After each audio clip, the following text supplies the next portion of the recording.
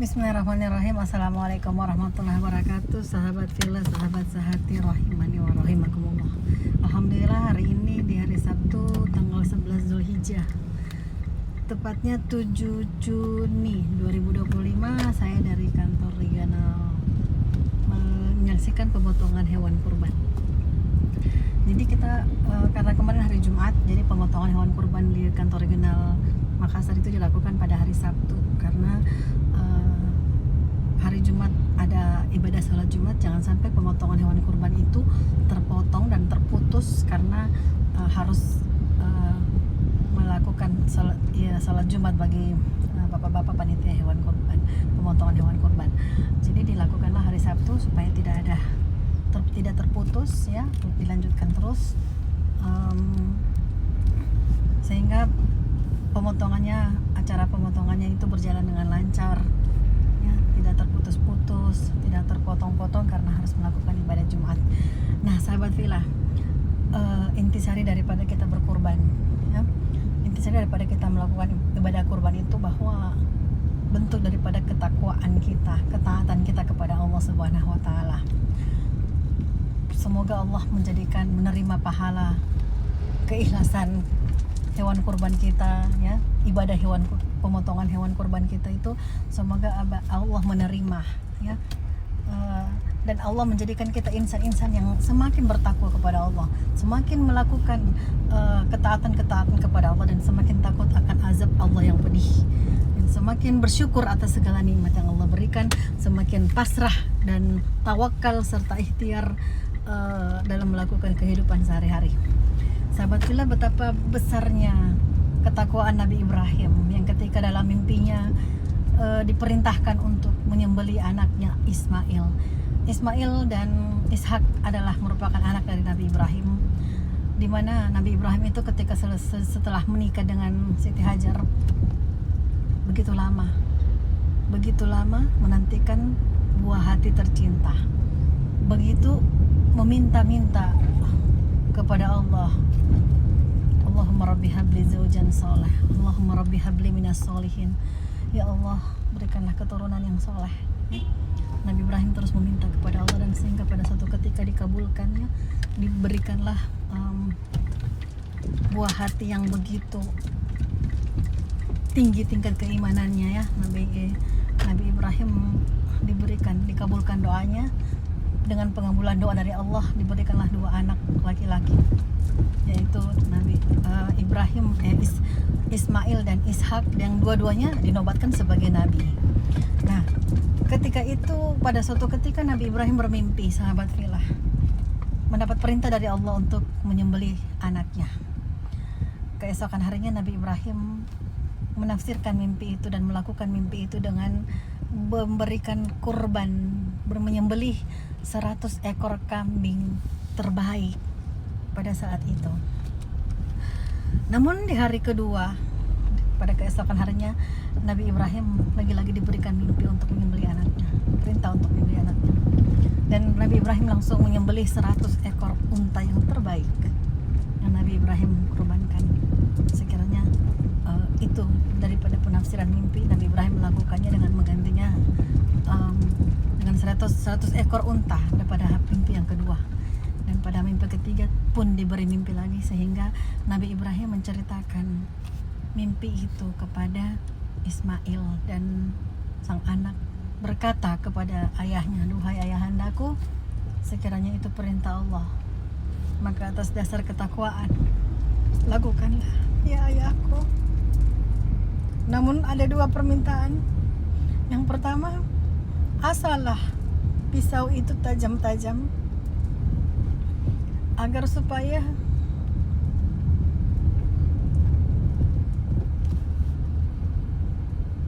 tidak ada percikan darah yang mengalir.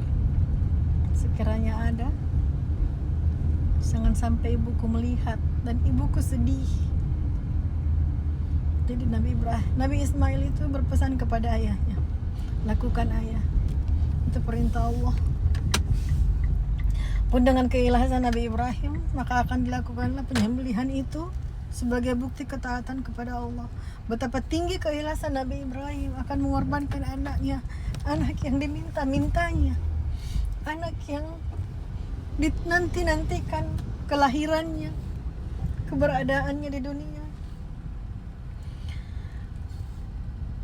Begitu ikhlas Nabi Ibrahim hendak mengorbankan dan melakukan perintah itu, yang dalam mimpinya itu adalah merupakan perintah Allah. Sungguh keikhlasan Nabi Ibrahim yang luar biasa, betapa berat. Namun seketika itu juga diganti oleh Allah dengan kibas. Sahabat fillah, begitulah orang-orang terdahulu kita dalam menyikapi perintah Allah, dalam melakukan ketaatan dan ketakwaan kepada Allah. Sebegitu besarlah pengorbanan apapun yang akan dikorbankannya untuk agama Allah, untuk perintah Allah. Sahabat fillah, marilah kita mengambil pelajaran dari sini bahwa apapun itu, jika sudah ketetapan Allah, pasti ada hikmah di dalamnya. Hikmah yang bisa kita ambil di sini yaitu hikmah ketakwaan. Betapa bertakwanya Nabi Ibrahim, pun Nabi Ismail seperti itu. Betapa tinggi ketaatannya kepada Allah sehingga apapun akan dikorbankan. Buah hati yang kesayangannya pun rela dia korbankan. Bagaimana dengan zaman sekarang, yang ketika hanya dengan bahasa sedikit saja orang-orang bisa tersinggung? Korban perasaan itu tidak bisa hilang dari dirinya, ya, sehingga menjadi penyakit hati. Janganlah sahabat fillah. Kita harus berbesar hati, kita harus berbesar jiwa, karena sesungguhnya kehidupan ini hanyalah milik Allah. Apapun yang kita dengarkan, kalau hanya dari makhluk Allah, jangan dimasukkan di hati, jangan baper, ya. Kita harus berluas hati, kita harus berpositif thinking kepada Allah dan kepada siapapun, ya. Karena ketika kita berpositif thinking, maka positif pun akan datang kepada kita.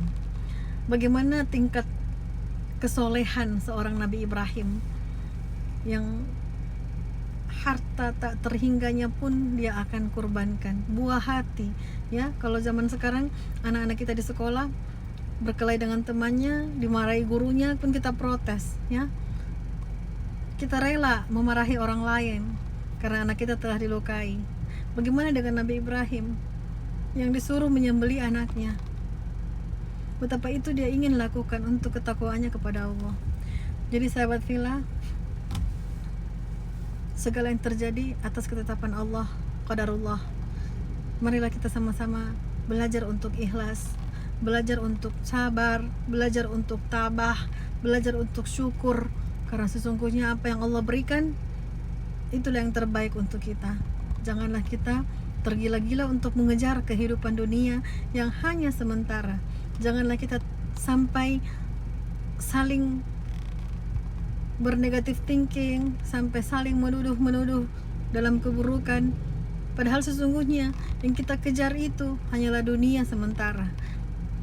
Janganlah kita seperti itu sahabat fillah. Kita hanyut dalam godaan syaitan, karena sesungguhnya syaitan itu tidak akan senang melihat kita berbuat baik. Syaitan tidak akan senang melihat kita berpositif thinking. Syaitan tidak senang melihat kita berbuat ikhlas, menebar kebaikan. Tapi syaitan terus menerus menggoda kita untuk berbuat, melakukan segala hal-hal yang negatif. Syaitan tidak pernah berhenti untuk menggoda kita untuk berbuat suatu kerusakan, suatu keributan, suatu kerusuhan, suatu percekcokan, suatu adu domba dan lain-lain. Teruslah kita menjaga silaturahim dengan baik.